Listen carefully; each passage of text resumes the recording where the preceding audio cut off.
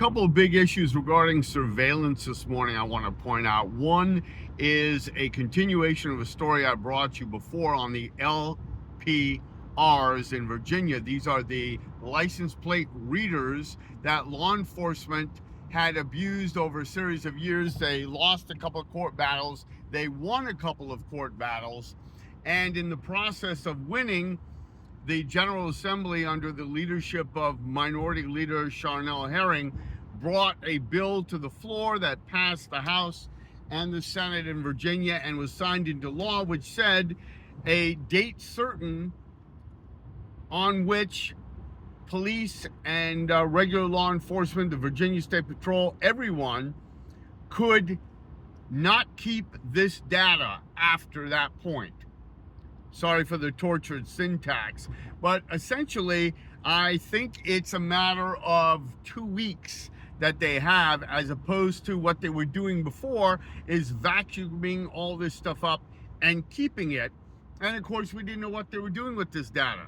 Were they using it to profile, using it for pretextual policing? They weren't saying, and people were outraged, and they got rid of it. Then we find out this year that, even though there's a law, and the Virginia Crime Commission did an analysis of the law, they found out that, hey, almost all the police are actually using this data, not reporting it, not removing it from their databases, but simply storing it for whatever, business as usual. The Cardinal News, which serves the I-81 corridor in the southwest and the south side of Virginia, claims that they reached out to Charnel Herring's office multiple times, but has received no response. The most outrageous thing, of course, is that the Virginia Crime Commission, which did the study, knows exactly who the criminal law enforcement perpetrators are, but has refused to report on what those are and will not give those names up. Nice. One big insular crime family. The second one involves the federal government, the second story here.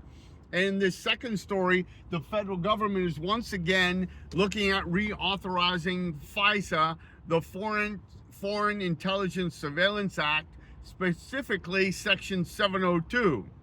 Section 702 deals with vacuuming up Americans' communications when they are mingled with foreigners.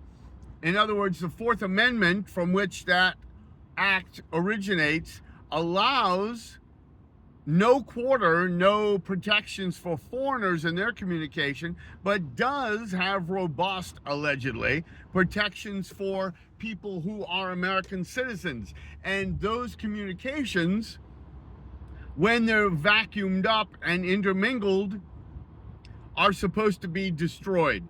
They're not supposed to be read. They're not supposed to be kept unless there's a warrant that would previously indicate a cognizable suspicion that the American citizen is up to no good. Of course, we know that the NSA got in serious trouble for violating this, as did other intelligence services, and we can bet routinely they do this. Well, every few years, Congress has to reauthorize this, and there's stiff opposition from none other than the Republican Freedom Caucus, which absolutely is against violations of freedom that we are able to enjoy under the First Amendment.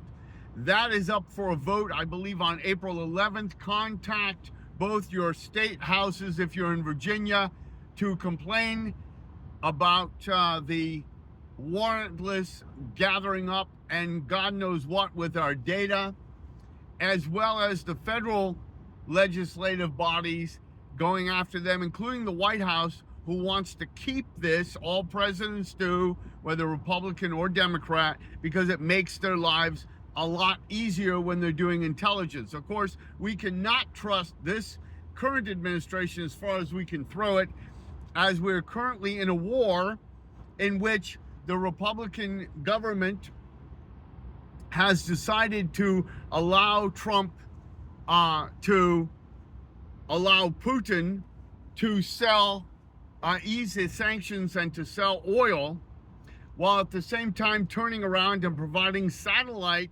intelligence to the Iranians, who with amazing accuracy are finding where our troops and expensive equipment is and bombing them.